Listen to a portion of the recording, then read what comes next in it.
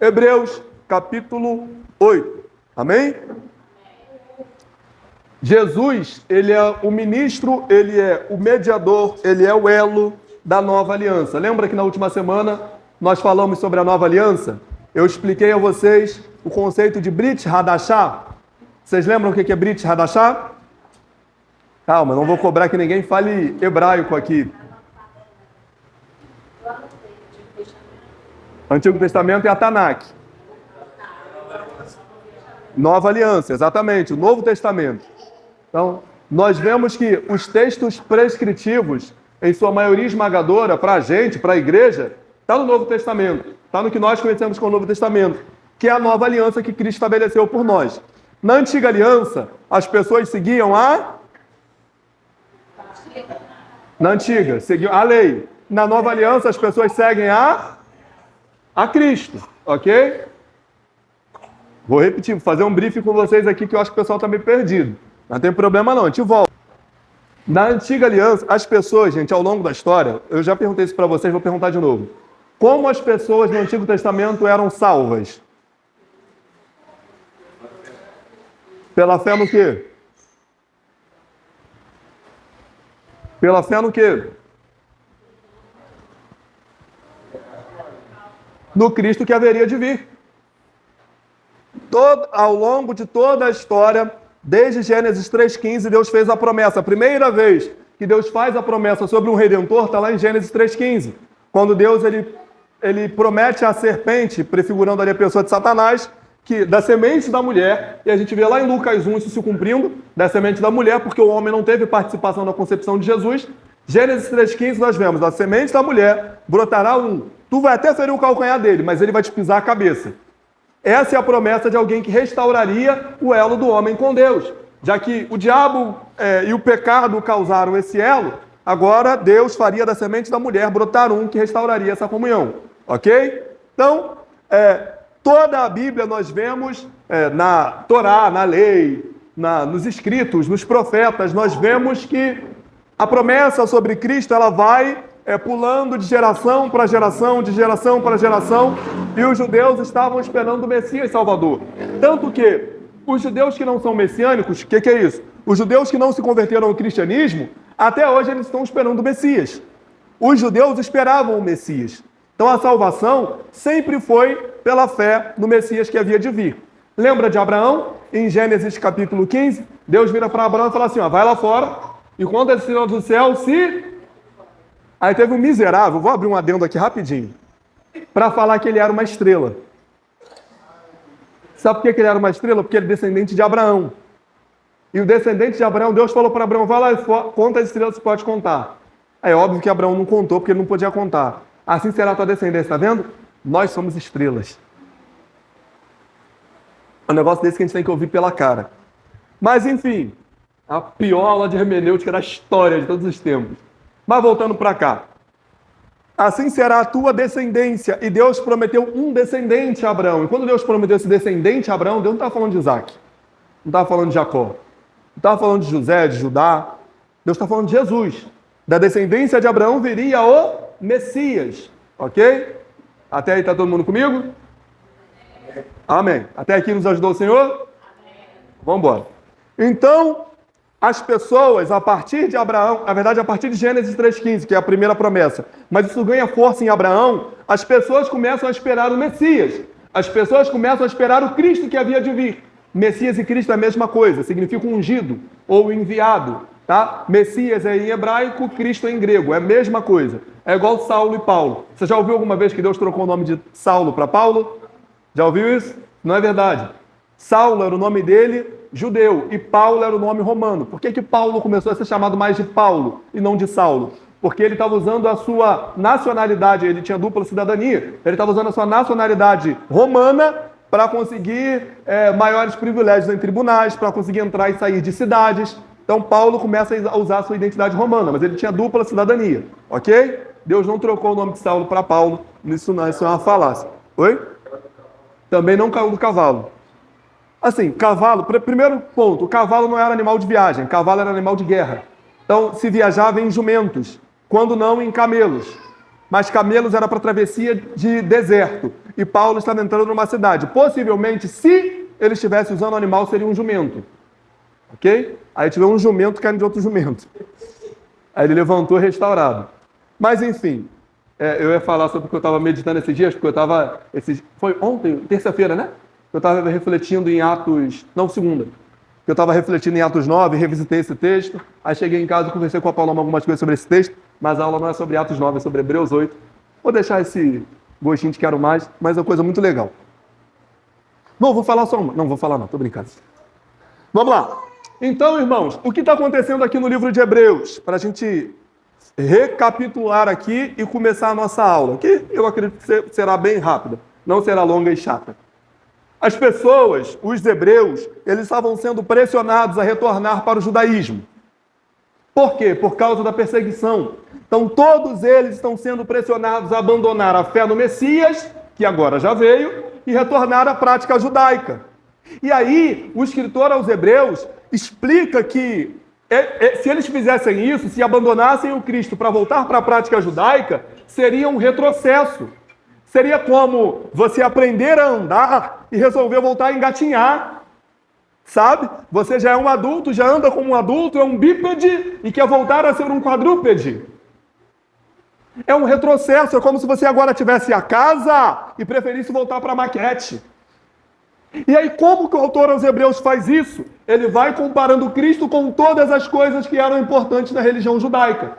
Compara Cristo com Moisés, compara Cristo com os anjos, compara Cristo com a arca, compara Cristo com o sacerdote arâmico, e nós vimos isso semana passada. Cristo é um sacerdote da ordem de Melquisedeque, porque ele era rei e perfeito. Então, o sacerdócio de Cristo é perfeito, porque no lugar de sacrificar cordeiros, o que ele sacrificou?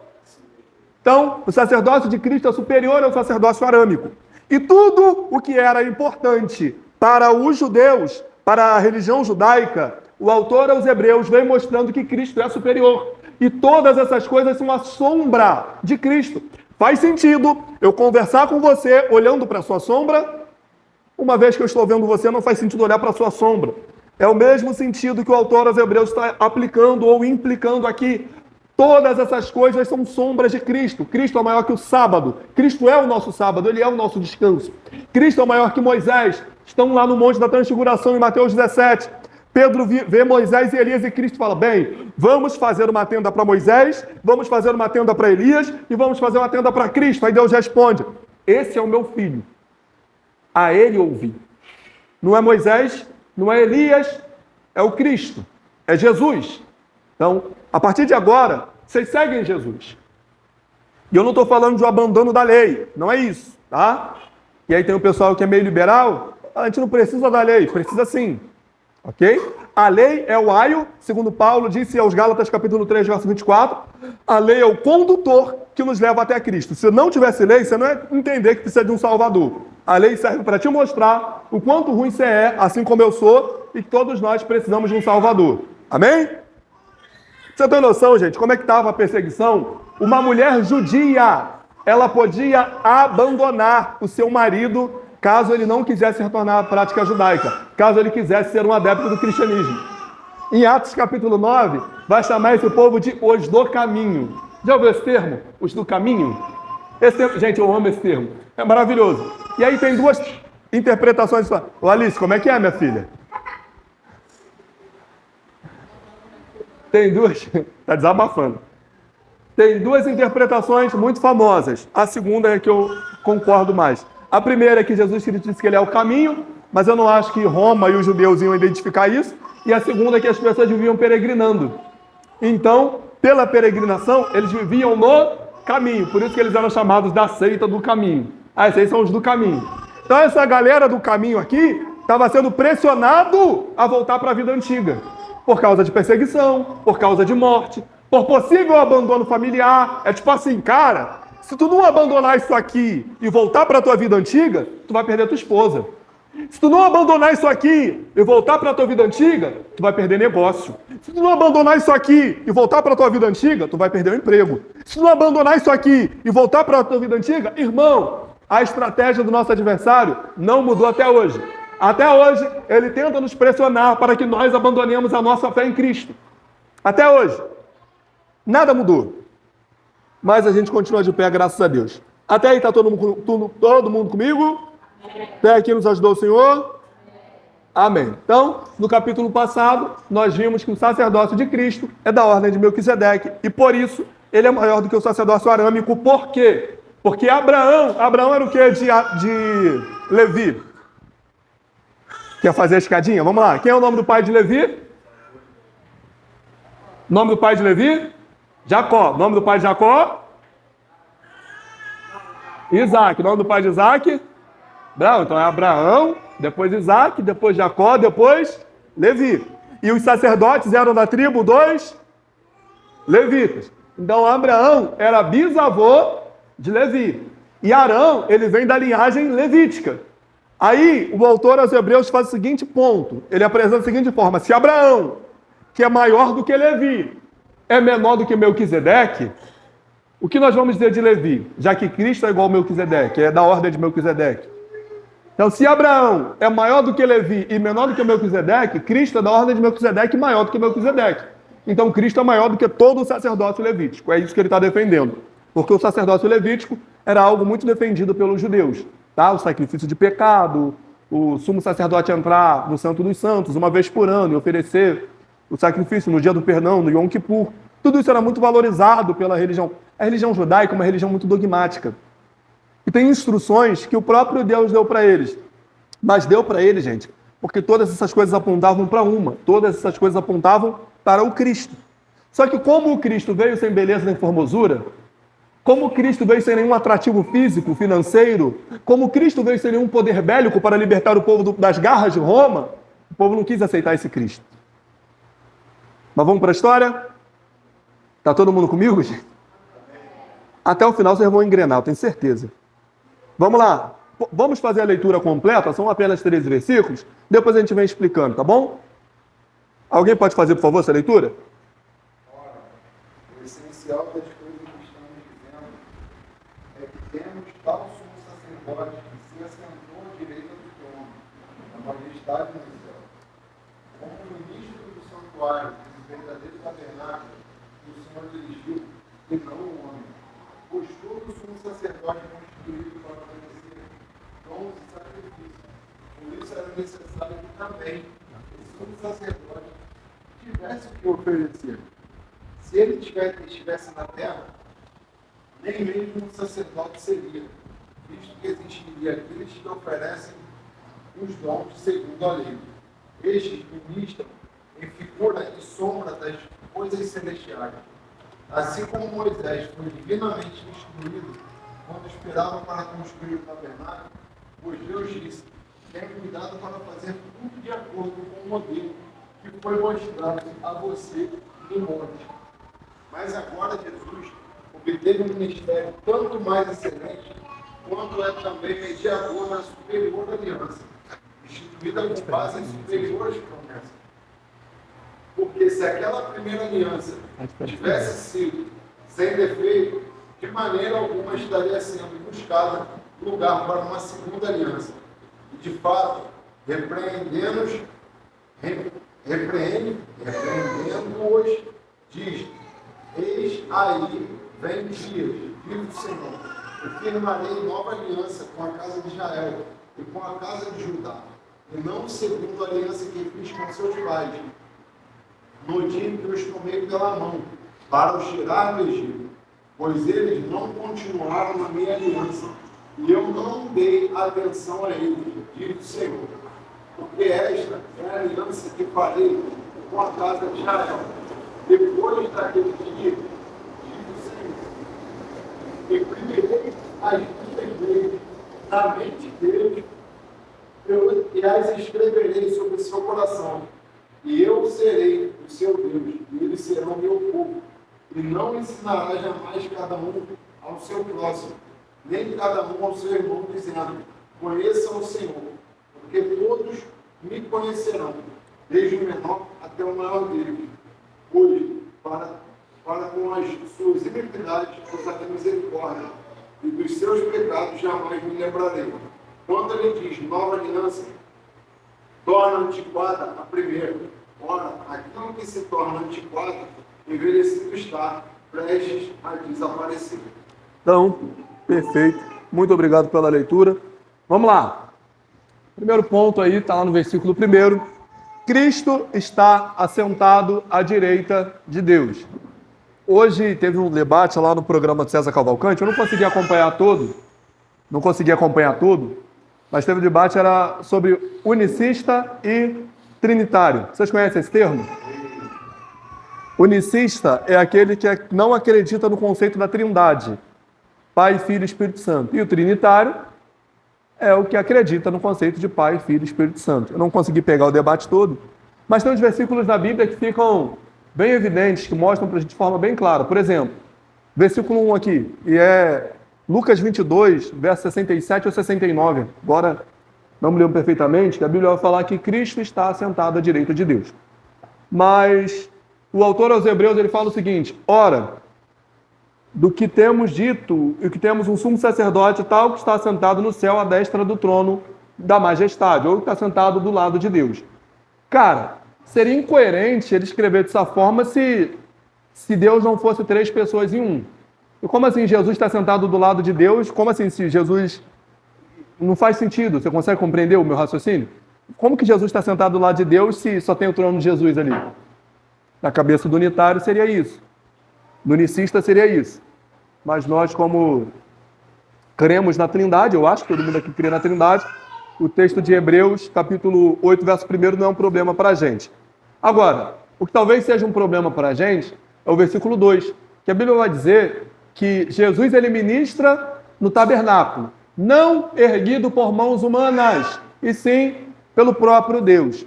E aí, queridão ou queridona, nós vamos para o texto de Êxodo a partir do capítulo 25, aí são vários capítulos que falam, desde a produção da arca, Davi, até a concepção do tabernáculo, e o tabernáculo era o lugar onde a arca de Deus ficava, lá no Antigo Testamento, lá nos tempos mosaicos. O que o autor aos Hebreus fala que agora, esse tabernáculo que existe... Gente, rapidinho, o que simbolizava a arca? A presença de Deus, perfeito. E o tabernáculo era onde a arca ficava. Ou seja, o tabernáculo era o lugar que portava a presença de Deus, perfeito. Lá nos tempos mosaicos. Para a gente, é um pouco diferente. O tabernáculo que porta a presença de Deus não é erguido por mãos humanas, segundo o autor aos Hebreus. Se quisesse perguntar. É obra do próprio Deus. Pergunta do milhão. Você nasceu da sua mamãe e do seu papai, correto? Qual foi a sua participação no seu nascimento? Perfeito. Aí Cristo vira para Nicodemos, lá em João capítulo 2, fala: Nicodemos, meu filho, necessário te é nascer. Jesus pega o mesmo conceito de nascimento e aplica para explicar o que é o evangelho para Nicodemos. Necessário te é nascer. Se no nascimento do seu papai e da sua mamãe você não teve participação, você acha que nesse novo a sua participação é ativa? É uma obra que precisa ser feita pelo próprio Deus. Esse é o tabernáculo que não é mais erguido por mãos humanas. Esse é o novo nascimento. Isso é uma obra de Deus. É uma obra transformadora. E só porta a presença de Deus quem é templo. Quem não é templo, não porta a presença de Deus. A gente vai para o livro de Apocalipse, e aí está fazendo uma referência lá no versículo 3, versículo 4, e ouviu uma grande voz dos céus que dizia: eis aqui o tabernáculo de Deus com os homens, pois com eles habitará, eles serão o seu povo, ele será o seu Deus. É no verso 4 que a gente gosta muito e diz: e não haverá mais morte, nem pranto, nem dor, nem clamor, porque todas essas coisas serão... Só pode, e eu gosto da oração do Pai Nosso, que fala assim, ó, seja na terra conforme é nos... Só pode participar dessa celebração do tabernáculo e gozar da presença de Deus eternamente quem tem a presença de Deus hoje, aqui e agora. Quem não porta a presença de Deus hoje, aqui e agora, não vai participar dessa grande festa. E essa transformação é feita pelo próprio Deus.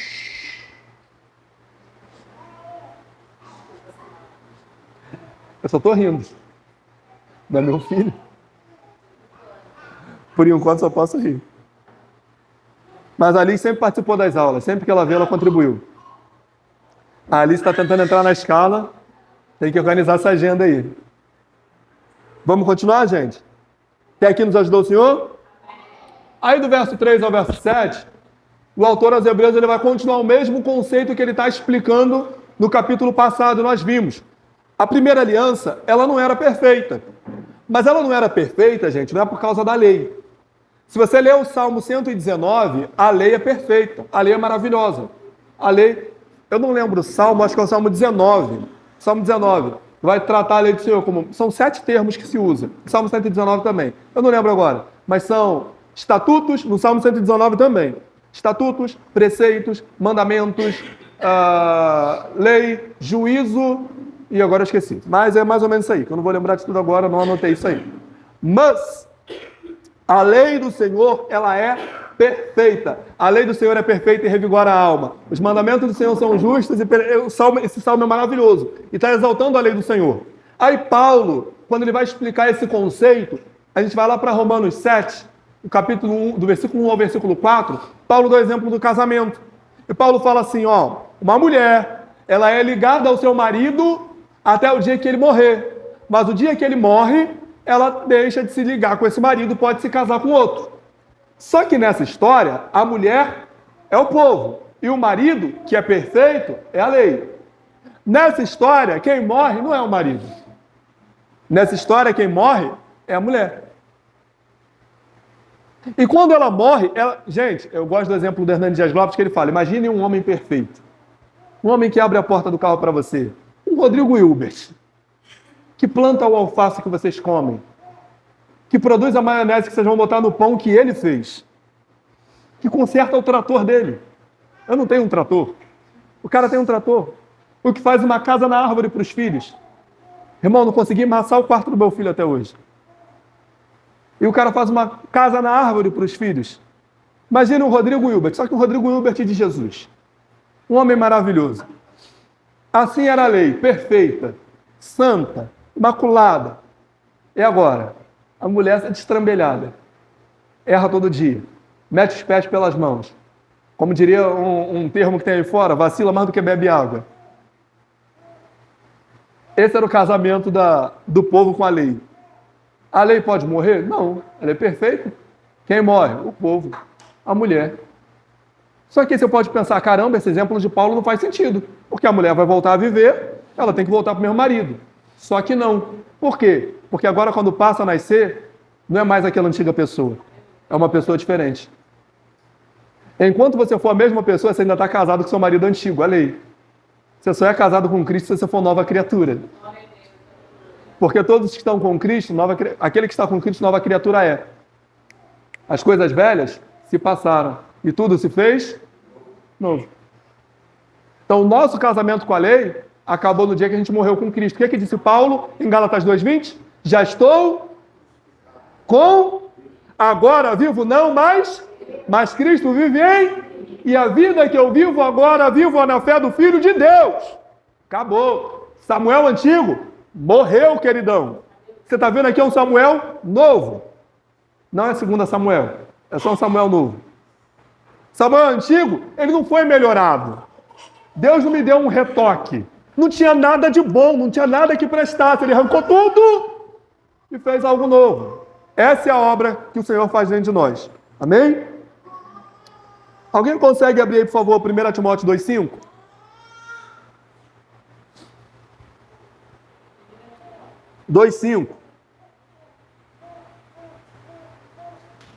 Davi? Ixi, tinha um pouquinho de água ainda. Pode, por favor. Obrigado.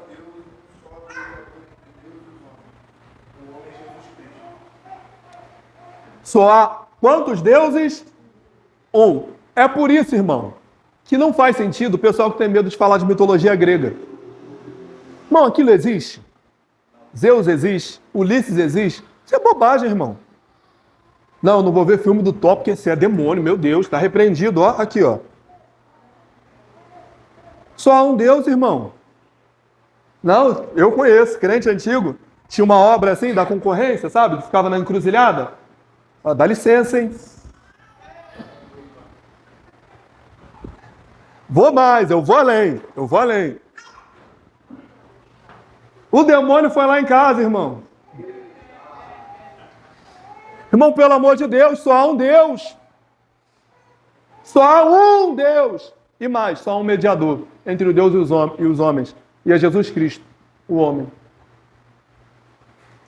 Só há um Deus. E só há um mediador. Todos os caminhos te levam a Deus? Não. Jesus Cristo disse em João capítulo 14, verso 6. Eu sou o, a e a. Ninguém vai ao, se não for por. Cristo é o mediador dessa nova aliança. Quem não está em Cristo, não goza dessa nova aliança. Não desfruta dessa nova aliança. Não participa dessa nova aliança. É por isso que a gente precisa estar em Cristo. Também, como diz Paulo aos Romanos, no capítulo 8, verso 1, portanto, irmão, nenhuma condenação há para aqueles que estão em... É isso aí. A única forma de você desfrutar dessa nova aliança é estando em Cristo. Sabe por quê, Paulo? Sabe por quê? Porque Paulo também, hoje eu estou muito paulino, né? Paulo também disse lá aos Coríntios, no segundo livro, no capítulo 5, no verso 19, que Deus estava em Cristo Jesus, reconciliando consigo não lhes imputando os seus pecados, e nos deu o ministério da reconciliação.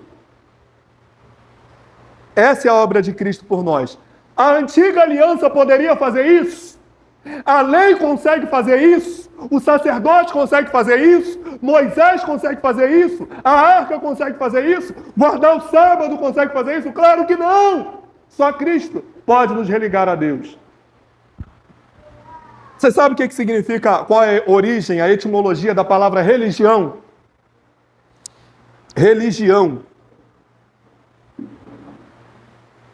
A palavra religião significa religare ou religar. Então a religião é uma, por etimologia, por história, é uma reconexão. O que significa que algum homem em algum momento esteve afastado. Aí, eu não lembro se é o escrito Tiago, verdadeira religião é um amparo de órfãos e viúvas. Acho que foi Tiago que disse isso. Mas não me lembro, não. Depois você dá um Google aí, como eu falei que eu não me lembro, eu não vou falar que eu falei errado, porque eu não lembro. Mas é importante que você entenda que, como disse Paulo, já que eu estou paulino, aos Efésios, no capítulo 2, vós, todos nós, estávamos mortos em ofensa e pecado. Todos nós. Andávamos como os filhos da ira, como os filhos da desobediência, como os outros também. Mas Deus, que é riquíssimo em misericórdia, pelo seu muito amor com que nos amou, estando nós mortos em ofensas e pecados, nos vivificou. Irmão, se você ler esse texto e falar assim, caramba, ainda bem que eu escolhi Jesus. Lê esse texto de novo que você não entendeu. O que é que o morto escolhe? Quando você morrer, você vai escolher o seu caixão? Eu tive o desprazer de sepultar duas pessoas que eu amo muito, tive que escolher a urna. Eles chamam de urna, né? Tive que escolher a urna, fiz todo o processo lá do sepultamento e tive que escolher a urna. Não foram elas que escolheram, fui eu. Elas estavam mortas. Eu não escolho mais nada. Depois que eu morri, eu escolho o quê? Eu sei que o Thales cantou aqui, eu escolho Deus. Eu escolho ser amigo de Deus. Vai nessa. Eu escolho Cristo todo dia. Escolhe não, irmão. Vocês não escolheram a mim, não. Eu escolhi a vós. Estando nós mortos em ofensas e pecados, morto não escolhe. Deus nos vivificou. Ele olhou para um cara morto como Samuel e falou assim, cara, quer saber do que mais? Vou dar vida para esse cara.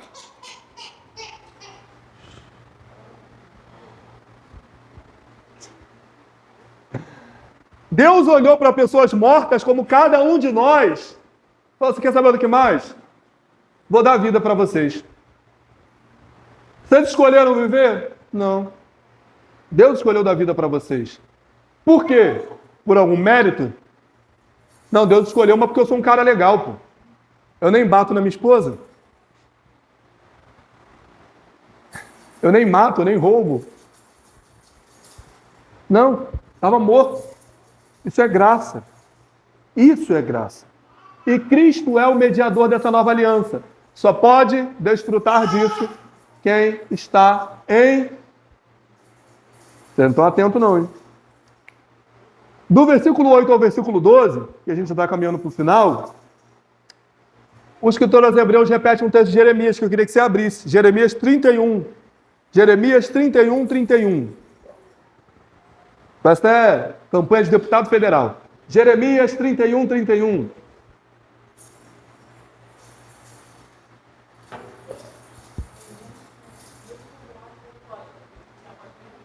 Do 31 a 34, por favor.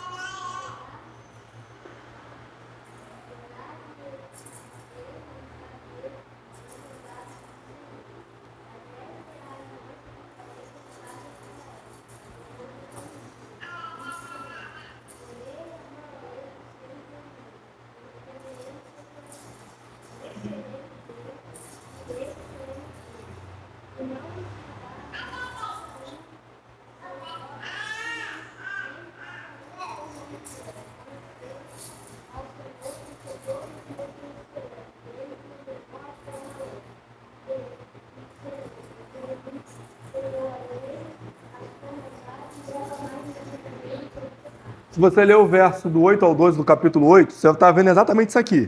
Ele está repetindo o texto de Jeremias. E aí, o escritor aos Hebreus, ele usa a mesma estratégia que Paulo usava para mostrar para os judeus quanto eles eram bobos. Aqui, vocês estão se garantindo na antiga aliança? Vocês estão querendo voltar aos rudimentos judaicos?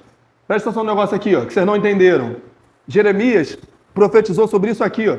Lembra lá da profecia de Jeremias? Lembrando que o judeu, ele tinha a Tanakh, que eram a lei, os escritos e os profetas, que era a composição disso. Lembra que eu expliquei do acróstico semana passada? Enfim, na Tanakh estava lá o livro de Jeremias, o profeta Jeremias. E ele pega o texto de Jeremias para fazer a exegese, melhor do que a daquele cara que você me mandou, Valdir, para fazer a exegese e explicar para o povo sobre o que Jeremias estava falando. Eu, o Senhor, farei uma aliança com vocês diferente da que eu fiz com os vossos antepassados. Então, como é que vocês querem voltar para as alianças dos antepassados? Irmão, você sabe por que dentro do templo tinha um castiçal, tinha a menorá? Sabe por quê? Menorá também é um acróstico.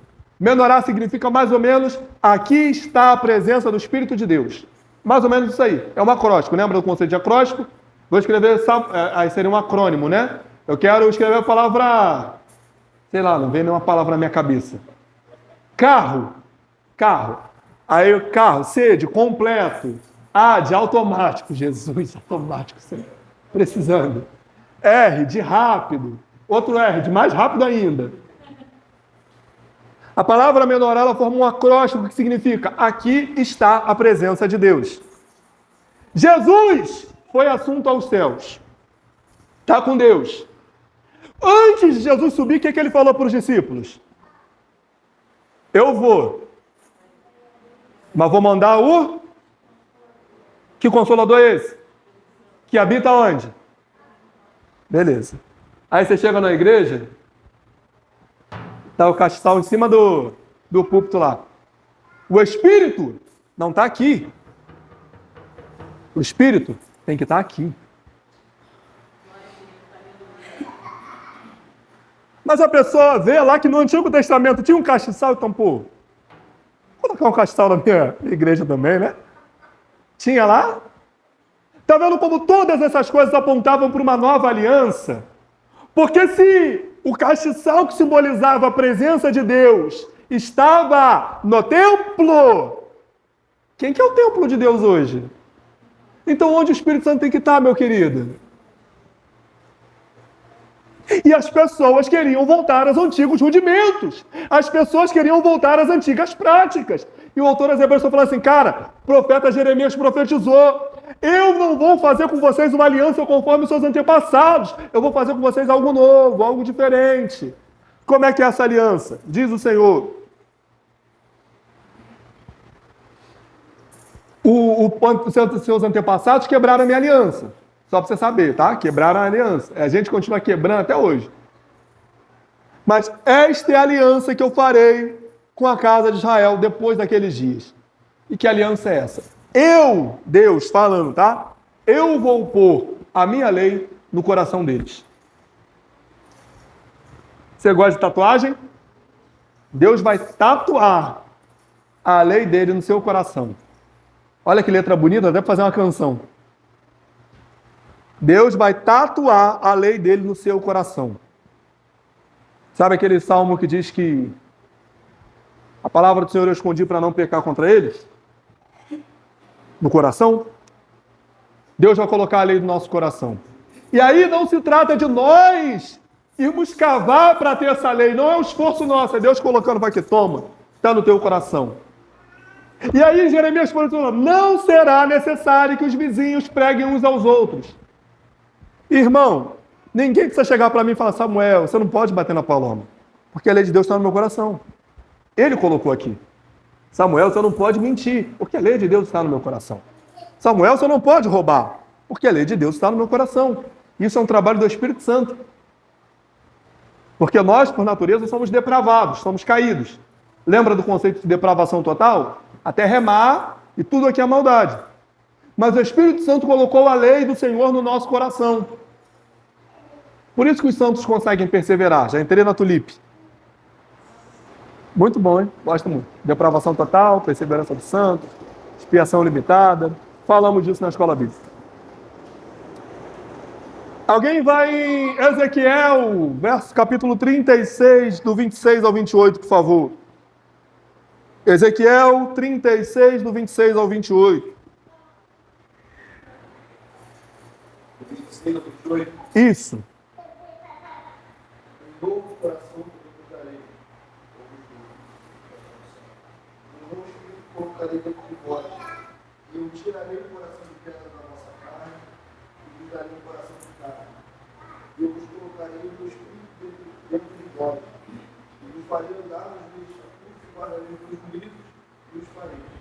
E habitarei na terra que eu dei a vossos pais, porque sereis o meu povo, e eu serei o nosso Deus. Estava perguntando para a Paloma o que a gente ia comer. Estou brincando. Eu farei uma... Lembra que eu preguei aqui há uns dias atrás, eu falei que o evangelho era troca de coração? Arrancar esse coração de pedra que postava no Facebook há uns anos atrás que bandido bom era bandido morto? Que quer que Deus mate um determinado ministro do Supremo? Salmo imprecatório? Um determinado, pelo amor de Deus. Que quer que Deus extermine quem não pensa igual a você, quem não torce para o seu time, que faz com que a gente perca a misericórdia pelas pessoas que não são do nosso meio. Está sendo sumado, pelo amor de Deus. Não era para Deus transformar mais. Senhor, arranca o coração de pedra e põe um coração de carne. Tá? Agora eu vou acabar citando Atos 9, né? Que eu estava muito reflexivo nesse texto. Refletivo, né? Sou espelho, por acaso? Muito reflexivo nesse texto. Estava conversando com a Paloma sobre Ananias. E a gente comete o erro de Ananias. Todos nós cometemos o erro de Ananias. Eu sempre brinco com esse texto, né? Falo, Ananias está lá orando, aí Deus fala com Ananias, Ananias, ele fala, Senhor, fala que teu servo escuta, pode mandar que eu vou fazer, sou teu servo e te obedeço. Dá lá por Paulo. Esse aí não, Deus. Manda outra coisa. Essa aí eu não quero fazer, não. Ananias fala para Deus, Deus, tá ouvindo? Por isso que eu brinquei com a Paula. Às vezes, na nossa oração, a gente quer ensinar Deus a ser Deus. Deus, tá ouvindo o que estão falando desse homem? Ele tem carta branca para matar a gente. Ele tem carta branca para prender a gente. É para fazer o que ele quiser. Tem certeza que é por esse que o senhor quer que eu ore? Aqui, tem um vizinho aqui que é mais legal. Nem bate na mulher, nem mata a crente. E Ananias questiona Deus. Fala, Deus, por ele, Senhor. Muita gente nesse mundo para orar. Tem que ser por ele. Sabe por quê, irmão? Porque na cabeça de Ananias era difícil para Deus transformar Paulo. Como assim eu vou orar logo por esse cara? Na cabeça de Ananias, esse cara não tinha mais salvação. E a gente é assim. As pessoas que cometem pecados diferentes dos nossos, na nossa cabeça, não tem mais salvação. E eu vou te falar, faça um link com Lucas capítulo 7. A mulher que entra na casa do fariseu, enquanto Jesus estava sentado à mesa. A gente olha para o fariseu, ainda mais agora com a música, né? Fala, cara, o fariseu tudo não presta. Tudo safado. Não era bem assim. Pega o exemplo de Nicodemos, em João capítulo 3. Tinham muitos ruins, mas nem todos eram assim. O fariseu colocou Jesus na mesa, irmão, ele estava felizão com Jesus lá. Ó, Jesus está na minha casa. Jesus está na minha mesa. Só que ele se conformou e Jesus está ali, pô. Não, Jesus está aqui. Ele não entendeu que ele precisava fazer coisas para Jesus, fazer coisas por Jesus. Porque o que ele valorizava? Ele valorizava o status de ter Jesus. Jesus está aqui. Show de bola. Ó, maneiro. Jesus está aqui. Aí quando a mulher entra na cabeça dele, cara, se esse Jesus fosse profeta mesmo, ele ia saber que essa mulher é uma pecadora. A mulher entra, lava os pés de Jesus com as suas lágrimas, enxuga com o seu. E na cabeça do fariseu ele está assim, não, pô. Um dos maiores atos de adoração que nós vimos em toda a Bíblia Sagrada é de uma mulher que nem tem nome, só é chamada de mulher pecadora. Só que na nossa cabeça, às vezes, a gente fica igual esse fariseu. Essa pessoa pecadora, está se rendendo e chorando aos pés do meu mestre. Se ele fosse mestre mesmo, ele ia saber que é uma pecadora. Porque na cabeça do fariseu, pecadores não podem chegar até esse Cristo. Igual Ananias. Ananias, verdade. Ananias, em algum momento, irmão, eu vou ser bem aberto para você entender, você achou melhor que Paulo, pô. Vou lá orar por ele. Pode deixar por enquanto, pode deixar. Você achou melhor que Paulo. Cuidado. Só que a profecia de Ezequiel é Deus falando, eu vou colocar um novo coração em vocês. Eu vou fazer o meu espírito habitar em vocês. Eu vou fazer vocês obedecerem aos meus estatutos. Então, se você consegue obedecer uma mínima lei do Senhor sequer, não é obra tua, é o próprio Deus agindo em você. Então não tem mérito em você. Ah, eu consigo obedecer a lei. Cara, não é um mérito seu. Pega água pro titio. Pega água pro titio. Pede pra mamãe água pro titio. Vai lá. A mamãe, o titio quer água. Olha a obreira aí já sendo treinada. Se você consegue obedecer a lei do Senhor, bota só um pouquinho para ver se ela vai trazer. Isso é um mérito todo de Deus, não é teu. A gente só consegue praticar isso aqui, irmão, porque o próprio Espírito colocou isso aqui no nosso coração. Só que as pessoas não estavam compreendendo as profecias. Pedágio? Seu imposto? Você é o governo? Antes de chegar em mim, você está levando uma parte? Se ela for um governo igual ao do Brasil, vai sobrar uma gota só para mim. Se sobrar. Pra ela. Vocês entenderam isso, gente? Qual que era o desafio deles? Deixa ela aqui, gente, concentra. Qual que era o desafio deles? Não retornar às velhas práticas. Qual que é o nosso desafio? Igualzinho.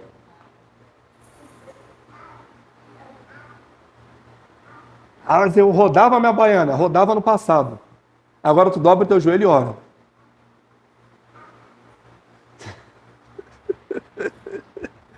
Eu olho para algumas expressões de vocês, gente. Eu não consigo. A gente já vai orar para terminar. Alguém tem alguma dúvida ou algo a acrescentar? Esse é o momento. Fique à vontade. Conseguiram entender o capítulo 8?